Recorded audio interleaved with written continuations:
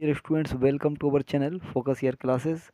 तो आज हमारा चैप्टर नंबर 7 रहेगा, जो कि अपनी फॉर्मूला एंड कॉन्सेप्ट सीरीज का पार्ट 7 है। ठीक है ना, जिसमें हम पढ़ने वाले हैं निर्देशांक ज्यामिति, या इसको हम कहते हैं कोऑर्डिनेट जियोमेट्री। ठीक है ना, आपका कि एक तल पर किसी बिंदु की स्थिति को निर्धारित करने के लिए हमें निर्देशांक अक्ष की आवश्यकता होती है। ठीक, निर्देशांक अक्ष की। अब एक तल की यहाँ पे बात हो रही है, यानी कि एक प्लेन की। तो यहाँ पे इंग्लिश वाले देख सकते हैं, to determine the position of a point on a plane. ठीक है, प्लेन पर यानी कि एक तल पर, एक समतल पर हमें आवश्यकता होती है एक क्या, अक्ष की। ठीक है ना, निर्देशांक अक्ष की। तो यहाँ पे लिखा है वी नीड कोऑर्डिनेट एक्सेस। तो अक्ष की आवश्यकता होती है। अब ये अक्ष क्या होते हैं, देखिए हम लंबाई को एक्स अक्ष कहते हैं यहाँ पर। ठीक है ना, एक्स अक्ष। चौड़ाई को हम वाई अक्ष मानते हैं यहाँ पे। मतलब कि जब भी हम किसी पॉइंट की स्थिति को देखेंगे तो हमेशा हम एक मानेंगे एक्स अक्ष और एक मानेंगे वाई अक्ष। ठीक है ना, ये दो ही क्यों मानते हैं, क्योंकि इसे कहते हैं हम 2D शेप। कौन सा शेप कहते हैं, 2D या द्विविमीय ज्यामिति, जिसमें लंबाई और चौड़ाई मानी जाती है। ठीक है, तो एक्स अक्ष और एक वाई अक्ष। अब इसमें आपको मैं ये भी बता दूं कि भाई इस तरफ हम देखेंगे तो एक्स प्लस का होगा, यानी कि इधर प्लस का एक्स माना जाता है। ठीक है ना, तो ये आप ध्यान रखिए। तो यहाँ पे ये होता है एक्स प्लस का, और इस तरफ देखें तो एक्स होता है माइनस का। ठीक है, माइनस का मतलब कि यहाँ पे देखिए बीच में जो पॉइंट होता है वो होता है मूल बिंदु, मतलब 0 0 पॉइंट होता है। यहाँ देखें तो हम प्लस के नंबर जाएंगे, +1 +2 +3 +4। इस तरफ देखें तो -1 -2 -3 -4। इस तरफ माइनस में जाते हैं एक्स की वैल्यू, इस तरफ प्लस में जाती है। जैसी बाई एक्स की बात करें तो ऊपर जाएंगे तो बाई के आंसर प्लस में जाते हैं, और नीचे देखें तो बाई के आंसर सभी माइनस में जाते हैं। ठीक है, तो ये आपको ध्यान रखना है कि एक्सेस इस तरह से हम मानते हैं। ठीक, ये अपने अक्ष हो गए। ठीक है, इसे हम कहते हैं एक्स अक्ष, और इधर वाले जो ऊपर जा रहा है इसको कहते हैं हम वाई अक्ष। तो ये आपको पता करना है सबसे पहले। तो ये प्रथम चतुर्थांश या फर्स्ट क्वाड्रेंट कहते हैं इसको हम। इसकी बात करें तो ये होता है सेकंड क्वाड्रेंट या द्वितीय चतुर्थांश। ये होता है आपका तृतीय चतुर्थांश या थर्ड क्वाड्रेंट। ठीक है ना, और फिर ये होता है चौथा चतुर्थांश, मतलब कि फोर्थ क्वाड्रेंट। तो ये नाम आपको ध्यान रखने हैं। ठीक, इसके बाद इसमें एक चीज़ और हम देख लेते हैं कि भाई यहाँ पे जैसे मान लीजिए अब कोई पॉइंट है। अब उस यहाँ पे लिखा था ये पॉइंट की किसी बिंदु की स्थिति को निर्धारित करने के लिए हम निर्देशांक अक्ष की आवश्यकता पड़ती है हमारे लिए। ठीक है, तो अब कोई पॉइंट हमने यहाँ बनाया, मान लीजिए ये एक पॉइंट बनाया, ये पॉइंट। ठीक है, तो ये एक पॉइंट है। अब ये इसकी स्थिति को कैसे नापते हैं, देखिए अगर मान लीजिए हम इसको देखें तो भाई अगर इसको हम मान लीजिए बाई अक्ष से देखें, तो इसको हम बाई अक्ष से देखें तो इस तरह से मिलाएंगे तो बाई अक्ष से कितनी दूरी पर है।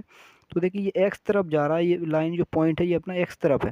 तो इसलिए मैं कहूँगा कि भाई ये एक्स दूरी पर है यहाँ से।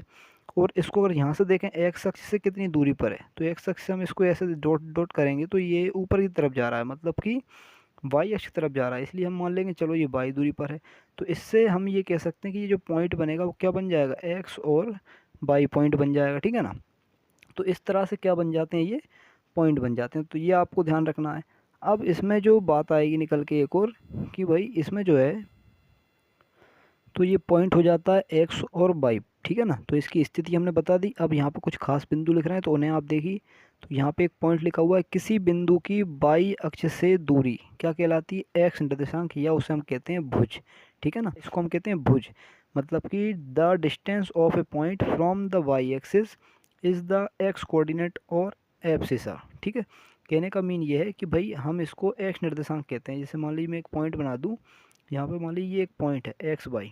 तो अगर हम इसकी एक्स अक्ष से दूरी कहेंगे तो आपको वाई लिखना है, और वाई अक्ष से दूरी कहेंगे तो एक्स लिखना है। ठीक है ना, जैसे यहाँ लिखा हुआ है किसी बिंदु की एक्स अक्ष से दूरी, तो क्या हो जाती है, वाई निर्देशांक, या उसे हम कोटि कहते हैं। ठीक है ना, तो इसको हम थोड़ा सा अगले पेज पर उसको अच्छे से देख लेंगे। तो आप लिखेंगे बिंदु मतलब पॉइंट। ठीक है ना, तो ये पॉइंट किस तरह से लिखा जाता है इसको हम लिख लेते हैं सही से। पॉइंट हमेशा बनता है किससे मिलकर, एक्स और वाई से मिलकर। ठीक है, तो यहाँ पे ये जो एक्स होता है इसको कहते हैं हम क्या, एक्स निर्देशांक। ठीक है, या इसको हम कहते हैं भुज। ठीक, भुज। और ये जो वाई होता है इसको हम कहते हैं क्या है, कोटि। ये कोटि होता है। इंग्लिश में देखें तो भाई ये होता है एब्सिसा। ठीक, तो इसको हम एब्सिसा बोलते हैं, एब्सिसा। इसकी स्पेलिंग आप थोड़ा सा देख लीजिए, शायद मिस्टेक इसमें हो सकती है।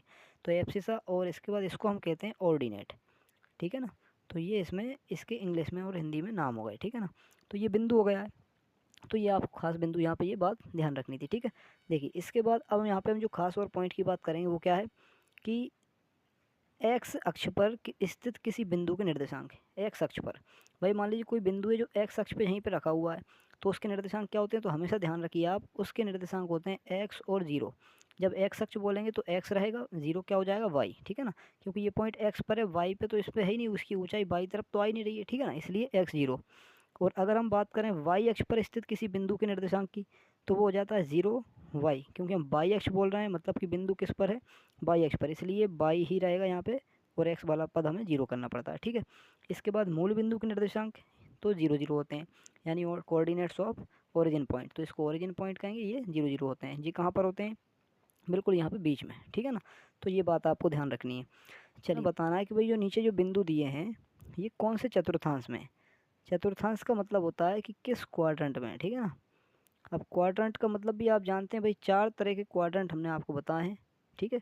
ये आप जानते हैं, ये आपका एक्स एक्सिस होता है, ये वाई एक्सिस होता है, यहाँ एक्स माइनस के टर्म आते हैं, इधर वाई माइनस के टर्म आते हैं, ठीक है। और आप ये भी जानते हैं कि बीच में जो है इसमें ज़ीरो ज़ीरो पॉइंट होता है, ठीक है, यहाँ ज़ीरो ज़ीरो पॉइंट होता है, ठीक है। इसे हम कहते हैं फर्स्ट क्वाड्रेंट, यानी कि पहला चतुर्थांश। ये आपका दूसरा क्वाड्रेंट होता है, ये आपका तीसरा क्वाड्रेंट, और ये आपका चौथा क्वाड्रेंट, मतलब चौथा चतुर्थांश होता है, ठीक। अब मान लीजिए इस बिंदु को हमें देखना है ये कहाँ पर किस चतुर्थांश में आएगा, तो आप सबसे पहले देखिए भाई, इसे कहते हैं एक्स और इसे कहते हैं वाई। तो ये एक्स में देखिए प्लस का टू है, तो आपको प्लस के दो दूरी तक जाना है, तो हम इसको बराबर बराबर डिस्टेंस के हिसाब से लेंगे। जैसे मान लो ये हमने एक मान लिया और ये हमने दो मान लिया, ठीक है, मतलब कि एक्स तरफ दो डिस्टेंस हो गई है, दो दूरी पे आ गए हम। और वाई में प्लस तीन, तो वाई में प्लस तीन कहाँ मिलेगा, वाई में प्लस तीन ऊपर की तरफ, तो एक दो और ये तीन, ठीक है। तो इनको देखिए इस तरह से हम यहाँ पे मिलाएंगे डॉट डॉट डॉट करके, और कहाँ तक लाना है इसको, दो तक। तो ये इस तरह से हम इसको यहाँ पे जाके मिला देंगे, तो यहाँ पे इसका पॉइंट मिलेगा, ये पॉइंट हमें मिलेगा दो और तीन, इसकी स्थिति कहाँ मिलेगी, यहाँ पर, ठीक है ना। इसको चलिए हम ए पॉइंट कह देते हैं। तो ये जो पॉइंट बना है ये कौन से चतुर्थांश में आ रहा है भाई, आप कहेंगे सर ये पॉइंट आ रहा है आपका फर्स्ट क्वाड्रेंट में, ठीक है, या प्रथम चतुर्थांश में ये पॉइंट आ रहा है, ठीक है। तो इसका जो उत्तर बन जाएगा, इसका जो हल हो जाएगा वो क्या हो जाएगा भाई, प्रथम चतुर्थांश, ठीक है ना। तो ये आपको लिखना है सारे प्रथम चतुर्थांश में आ गया ये। तो इस तरह से हमें इसको मिलाना है, ये और ओटी में पूछ लेते हैं, ठीक है। तो इसका आंसर प्रथम चतुर्थांश। ऐसे देखिए सेकंड का देखें हल, तो सेकंड में क्या आएगा, तो देखिए माइनस फोर है, एक्स की जगह पे क्या है यहाँ पे माइनस फोर, ठीक है। तो माइनस फोर एक्स में कहाँ मिलेगा, इस तरफ मिलेगा, क्योंकि यहाँ पे माइनस के टर्म होते हैं। तो ये माइनस वन, ये माइनस टू, ये माइनस थ्री और ये माइनस फोर मिलेगा यहाँ पे, ठीक। और वाई की जगह पे देखिए प्लस तीन, तो वाई में प्लस तीन कहाँ मिलेगा, ऊपर की तरफ, तो एक दो और ये तीन यहाँ आएगा। तो ये चार वाला बिंदु था और ये तीन वाला। तो आप देखिए इसको ये ऐसे लिख भी सकते हैं, वन टू थ्री, है ना। और यहाँ आप लिख सकते हैं भाई ये minus one, minus two, minus three, minus four. तो इसको आप इस तरह से ऊपर ले जाएंगे और कहाँ तक ले जाके मिला देंगे इसको, यहाँ वाई वाले टर्म यानी तीन वाले टर्म से मिला देंगे। तो ये जो बिंदु बनेगा, ये बिंदु बन जाएगा माइनस फोर और थ्री वाला पॉइंट, ठीक है। इसका नाम हमने रख दिया बी। कौन सा चतुर्थांश में आ रहा है, द्वितीय में। तो इसलिए इसका उत्तर हो जाएगा इस पॉइंट का द्वितीय चतुर्थांश या सेकंड क्वाड्रेंट, ठीक है ना। तो सेकंड क्वाड्रेंट कहेंगे या द्वितीय चतुर्थांश कहेंगे। तो इस तरह से हम इसको समझ जाएंगे, ठीक। और ऐसे इसको देखें, देखिए ये कहाँ पे मिलेगा आपको, ऐसे ही हम सारे बना सकते हैं, माइनस वन और माइनस टू। तो एक्स में देखिए माइनस वन, तो एक्स तरफ माइनस वन, ये होगा आपका माइनस वन, सॉरी ये तो प्लस वन है, इस तरफ आएगा आपका माइनस का वन। और बाई में भी देखिए माइनस का टू, तो बाई में माइनस टू कहाँ आएगा, यहाँ पे वन और ये टू। तो इस तरह से देखिए ये पॉइंट आपका तीसरे चतुर्थांश में आ रहा है, यानी कि ये सेकंड में नहीं आ रहा है, थर्ड क्वाड्रेंट में आ रहा है, ठीक है ना। तो इसके लिए तृतीय चतुर्थांश इसका उत्तर हो जाएगा, ये तृतीय चतुर्थांश। तो इस तरह से हमें ये सब चीज़ों को देखना है, ठीक है ना, ये ऐसे समझना है। ये चौथा पॉइंट देखें तो इसको देखिए, ये कहाँ मिलेगा आपको, इसमें एक्स की जगह प्लस फोर है, वाई की जगह माइनस टू है। तो एक्स में प्लस फोर, तो एक्स में प्लस फोर कहाँ हुआ, देखिए वन टू थ्री और फोर, यहाँ प्लस फोर हो गया। और वाई में आपको माइनस टू, तो वाई में माइनस टू यहाँ है। तो इस तरह से देखिए ये पॉइंट आपको यहाँ मिलेगा। तो ये फोर और माइनस टू वाला पॉइंट मिल गया। तो ये कहाँ मिला है, चौथे चतुर्थांश में, मतलब ये चतुर्थ क्वाड्रेंट में आ जाएगा या चतुर्थ चतुर्थांश में आ जाएगा, ठीक है ना। तो इस तरह से हमें सारे पॉइंट को ऐसे मिलाना है और देखना है कौन से चतुर्थांश में ये आ रहा है, ठीक है। तो चलिए ये चीज़ आपको समझ में आ गई। अब बढ़ते हैं हम थोड़ा आगे। अब यहाँ पे हम बात करेंगे दो बिंदुओं के बीच की दूरी की, ठीक है ना। तो देखिए दो बिंदुओं के बीच की दूरी किस तरह से निकलती है, आपको सबसे पहले पता होना चाहिए कि दो बिंदु कहाँ पे कैसे होते हैं। भाई अक्ष में आपको दिखाई दे रहे हैं कि मान लीजिए अगर इनको हम इसको इस तरह से दो बिंदु मान लेते हैं, ठीक है ना। एक बिंदु x1/1 है, एक बिंदु x2/2 है। तो डायरेक्ट हम इनका बस फॉर्मूला याद रखेंगे, आपको केवल फॉर्मूला याद रखना है दो बिंदुओं के बीच की दूरी का। तो पहला बिंदु a है और दूसरा बिंदु b है, तो ए बी बराबर इसका जो सूत्र हो जाता है, तो रूट के अंदर आपको याद रखना है क्या होता है, x2 माइनस x1 का whole square plus y2 minus y1 का होल स्क्वायर, ठीक है ना। तो ये इसका फॉर्मूला है। या इसी को हम लिखना चाहें तो इस तरह से भी लिख सकते हैं, ए बी बराबर, आप इसको आगे पीछे बदल के लिख सकते हैं। मान लीजिए x1 आपने आगे कर दिया, तो x1 माइनस x2 का whole square plus y1 minus y2 का होल स्क्वायर, इस तरह से भी लिख देंगे तो भी आपको सही रहेगा, ये फार्मूला सही माना जाएगा, ठीक, गलत नहीं माना जाएगा। चलिए देख लेते हैं, देखो अगली इसमें जो चीज़ है वो क्या है वो हम समझते हैं। तो देखिए अब हमें देखना है भाई विभाजन बिंदु का सूत्र, ठीक है ना। विभाजन बिंदु का सूत्र या इसी को हम सेक्शन फॉर्मूला कहते हैं। तो अब ये कैसे समझेंगे भाई, आप मान लीजिए कि भाई आपके सामने जो है इस तरह से एक रेखाखंड, दो बिंदु को मिलाने वाला एक क्या है रेखाखंड, ठीक है ना। मतलब कि एक लाइन सेगमेंट बनाया हमने जो 2 पॉइंट को मिलाकर बन रहा है, ठीक है। अब इसमें 2 पॉइंट क्या है, आप कहेंगे 2 पॉइंट आप मान सकते हैं इसमें, एक मान लेंगे आप x1 और एक मान लेंगे x2, ठीक है ना। यानी कि आप इसको मान लीजिए, चलिए यहाँ पे है आपका a पॉइंट, इधर आपने मान लिया ये है आपका b पॉइंट, ठीक है। इनके जो कोऑर्डिनेट्स हैं वो आपने मान लिए x1 y1, इधर आपने मान लिया x2 और y2, ठीक है। ये दो बिंदु हैं, इन दोनों को मिलाने वाला एक क्या है रेखाखंड, यानी इन दोनों पॉइंट्स को ज्वाइन करने वाला एक लाइन सेगमेंट है, ठीक है। अब कोई एक पॉइंट आया P, इसने इसको बीच में से डिवाइड कर दिया, ठीक है, मतलब डिविजिबल कर रहा है इसको, या डिवाइड कर रहा है या विभाजित कर रहा है, ठीक है ना। तो इसको ये विभाजित कर देता है, तो इस पॉइंट को हमें निकालना है, इस पॉइंट को हम कहेंगे एक्स बाई। ये पॉइंट कौन सा होगा, एक्स बाई होगा, ठीक है। और ये जो पॉइंट होता है ये हमेशा इस लाइन सेगमेंट को या रेखाखंड को m1 अनुपात m2 में विभाजित करता है, ठीक है। हमेशा जब भी ये इसको डिवाइड करेगा तो m1 और m2 में डिवाइड करता है। ये भाग छोटा भी हो सकता है, इधर बड़ा हो सकता है, या दोनों तरफ थोड़ा छोटे या छोटे बड़े भाग यहाँ पे होते हैं, ठीक है ना। तो अब आपको ये ध्यान रखना है कि इसको हम निकालेंगे कैसे, ठीक है। तो इसका सूत्र होता है भाई, आप ध्यान रखिए, इसका फार्मूला हमें याद रखना है, किस तरह से लिखेंगे। तो भाई फार्मूला होता है इसमें x अगर आपको निकालना है, मतलब ये वाला x फाइंड करना है पहले, तो x को निकालने के लिए तरीका होता है, आप सूत्र लिखने का तरीका देख लीजिए, mx प्लस mx, आप इसको इस तरह से लिखेंगे तो जल्दी लिख पाएंगे, ठीक है। फिर यहाँ पे 1 और 2 लगाइए, और फिर इधर पे आप 2 और 1 लगाइए, मतलब कि m1x2 प्लस m2x1, इस तरह से ये फॉर्मूला काम करेगा। और फिर नीचे बटे में क्या आता है इसमें m1 प्लस m2, ठीक है। तो ये फॉर्मूला किसके लिए, केवल x निर्देशांक को निकालने के लिए, मतलब x कोऑर्डिनेट निकालने के लिए। इसी तरह से हमें लिखना पड़ेगा किसका, y कोऑर्डिनेट का, ठीक है ना। तो आपको y कोऑर्डिनेट का और फॉर्मूला ऐसे ही लिखना पड़ेगा। तो y निकालने के लिए फॉर्मूला क्या होता है, फिर इसमें आपको लिखना पड़ेगा m1y2 प्लस m2y1, और अपॉन में आता है यहाँ पर क्या, m1 प्लस m2, ठीक है ना। ये इसमें जुड़ जाता है, m1 प्लस m2 बटे में आता है। तो इस तरह से ये फॉर्मूला है। अब देखिए इसमें एक कंडीशन और आएगी अभी, कि भाई मान ने कहा ये आपका x1 है और y1 है, इधर ये हमने पॉइंट कहा ये x2 है और ये y2 है, ठीक है। तो इस तरह से हमने ये पॉइंट बना दिए, ठीक है ना। अब इसमें एक काम की चीज़ ये आएगी, भाई इसमें एक बीच में पॉइंट आ गया, बिल्कुल बीच में, दोनों के क्या आ गया, मध्य में बिल्कुल। इसको हमने कहा x और y, ठीक है ना। एक हो गया x और एक हो गया y, ठीक है। ये x1/1, ये x2/2, और ये x और ये y है, ठीक है ना। तो अब क्या हुआ भाई, इन्होंने जो है ना रेशो बिल्कुल सेम कर दिया, मतलब बिल्कुल बराबर बराबर भागों में बांट दिया है। तो इस वजह से ध्यान रखिए इसमें अनुपात m1 और m2 क्या होगा, सेम। जब भी हम उस सूत्र में, जो पिछला सूत्र पढ़ा उसमें रखेंगे इन मानों को, तो इससे अब ये जो बीच में आया इसलिए ये मध्य बिंदु हो गया, ये क्या हो गया, मध्य बिंदु। मतलब अब इसमें सूत्र जो बनेगा वो किसका बनेगा, मध्य बिंदु का, ठीक है ना। तो यहाँ पे मध्य बिंदु का सूत्र बनाएंगे अब हम, मध्य बिंदु के निर्देशांक कैसे निकलते हैं। तो मध्य बिंदु का सूत्र या मध्य बिंदु के निर्देशांक, ठीक है ना, या इंग्लिश में कहें तो कोऑर्डिनेट्स ऑफ मिड पॉइंट। तो मिड पॉइंट का फॉर्मूला है, ये किसका फॉर्मूला है, अब मिड पॉइंट का फॉर्मूला, ठीक है ना। तो मिड पॉइंट कैसे निकलते हैं भाई, डायरेक्ट हम इसका फॉर्मूला लिख रहे हैं। आप इसको ब्रैकेट में इस तरह से लिख सकते हैं, x1 प्लस x2/2, कॉमा, फिर आप लिखेंगे y1 प्लस y2/2। तो इस तरह से ये अपना फॉर्मूला बन जाता है किसका, मिड पॉइंट का, ठीक है ना। तो ये फॉर्मूला भी आपको ध्यान रखना है, काफ़ी ज़्यादा इंपॉर्टेंट रहेगा, ठीक है।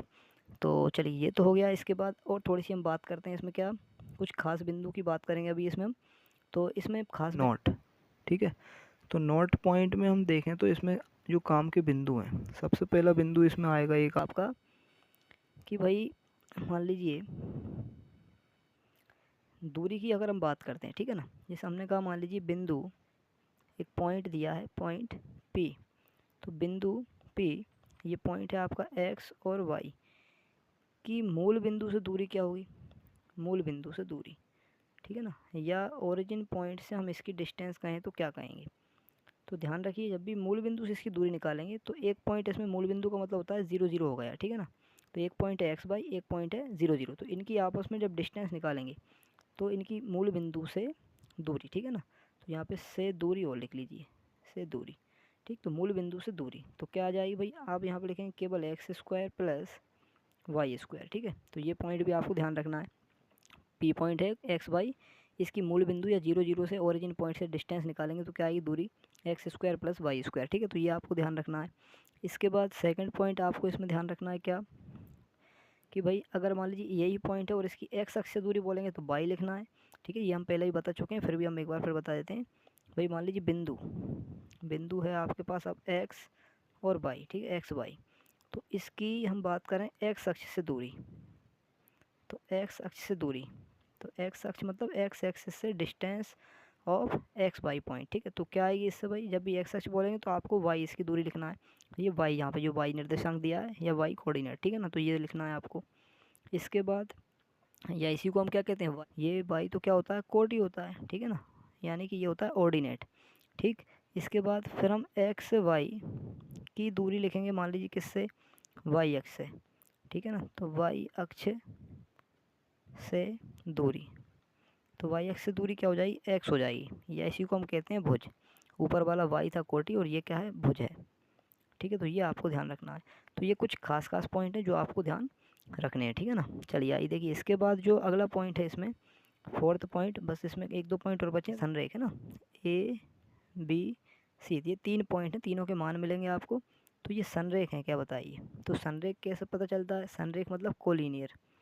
तो ये कोलिनियर अगर होते हैं तो आपको कैसे मालूम चलेगा, कोलिनियर का मतलब होता है कि भाई तीनों पॉइंट एक ही लाइन पर हैं, ठीक है, एक ही रेखा पर, ये इस तरह से।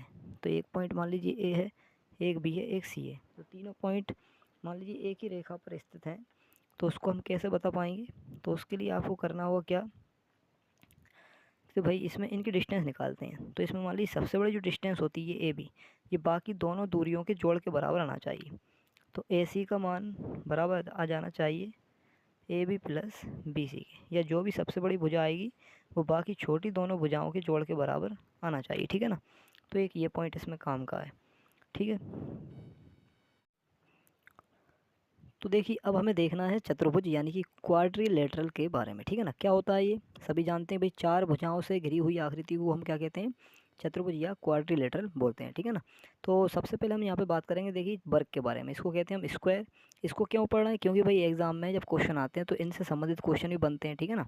जब आप आपका 7.1 एक्सरसाइज देखेंगे तो उसमें इसके क्वेश्चन आपको मिलेंगे। तो सबसे पहले वर्ग को देखेंगे हम, मतलब स्क्वायर देखेंगे किस तरह का होता है, ये आपके सामने है, ठीक है। मान लेते हैं भाई इसमें 4 शीर्ष हैं, ये 4 शीर्ष ए बी सी और ये डी, ठीक है ना, 4 शीर्ष हैं और ये चारों भुजा बन जाएंगी A B B C D और डी है, ठीक है। इसके बाद ये इनके विकर्ण होते हैं बी डी और साथ में ये ए सी, ठीक। तो यहाँ पे आपको इनकी प्रॉपर्टी ध्यान रखना है, मतलब कि क्या क्या खास बातें हैं इसमें। सबसे पहली चीज़, वर्ग में हमेशा सभी जो भुजाएं होती हैं वो सब क्या होती हैं, समान होती हैं, ठीक है ना, मतलब कि ऑल साइड्स आर इक्वल, ठीक। तो हम इसको इस तरह से लिख सकते हैं कि भाई ए बी बराबर बी सी बराबर सी डी बराबर ए डी, ठीक। ऐसा हम कह सकते हैं, सभी भुजाएं बराबर होती हैं। इसके बाद विकर्ण भी समान होते हैं, मतलब डायगोनल आर इक्वल, तो सभी विकर्ण भी समान होते हैं, तो ये भी आपको ध्यान रखना है, ठीक है ना।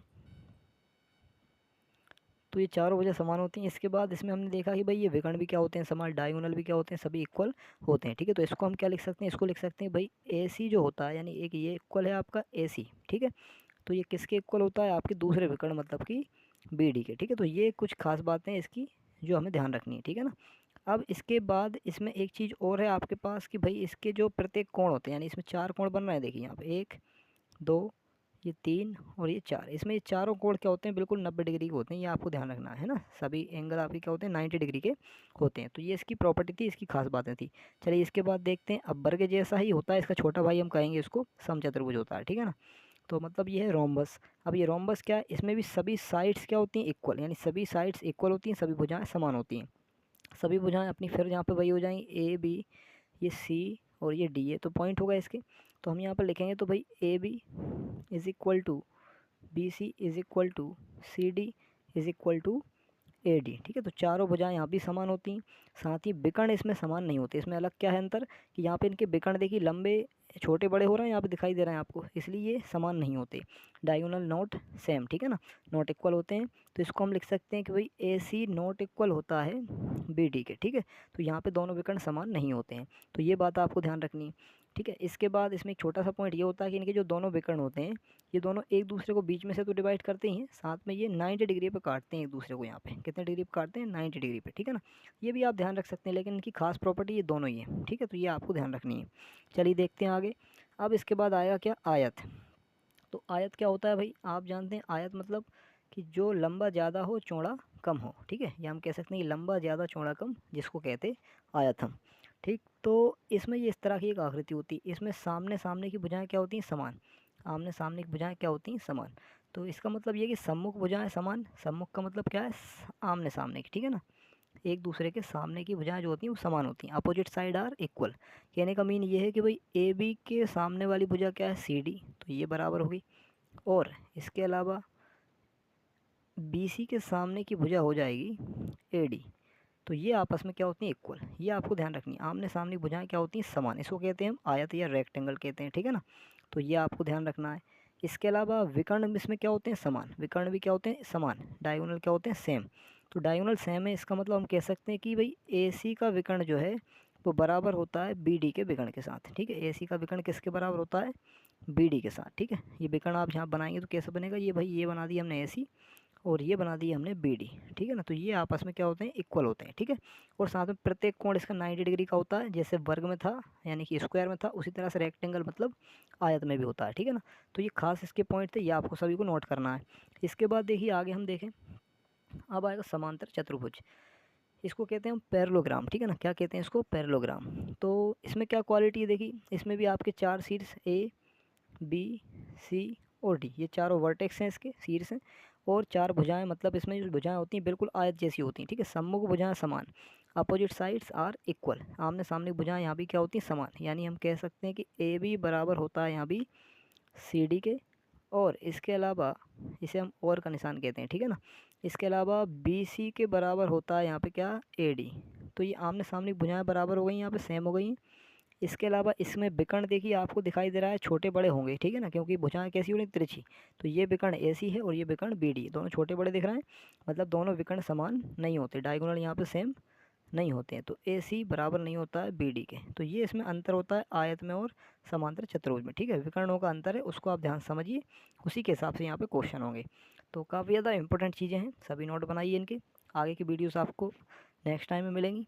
वीडियो अगर पसंद आई हो तो लाइक शेयर एंड सब्सक्राइब ज़रूर करिए, ठीक है ना। अपने दोस्तों के साथ काफ़ी ज़्यादा शेयर करिए, सभी तक ये वीडियोस पहुँचाइए आप। बहुत बहुत धन्यवाद, जय हिंद।